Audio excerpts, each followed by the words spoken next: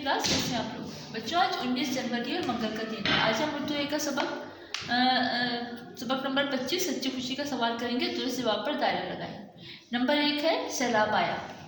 शहर में, गांव में, जंगल में। इसका दुरुस्त आंसर है गांव में। फिर है कैंप लगाया। हुकूमत ने, लोगों ने, बच्चों ने। यहाँ पर आएगा हुकूमत। दीपा ने किताब पर खिलौने डाले। बस्ते में, कूड़े में, थैले में। नंबर 3 थैले में। दीपा ने जूते पहने। नंबर 1 पुराने, नए, फटे हुए। इसका ऑप्शन है नए। एक खड़ी थी औरत, लड़की, बच्ची। इसका ऑप्शन आएगा बच्ची। बच्चों यहाँ पे मैंने उर्दू ए नहीं लिखा, या मैं लिख देती हूँ उर्दू ए।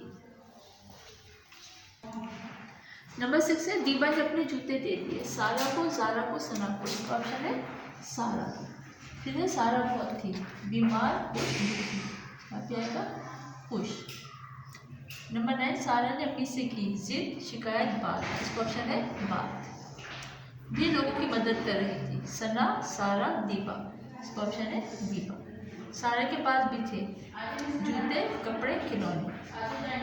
इसका ऑप्शन है जूते। ये अपने काम कॉपी पे करना है बच्चों, और इसको अच्छी तरह से याद करना है।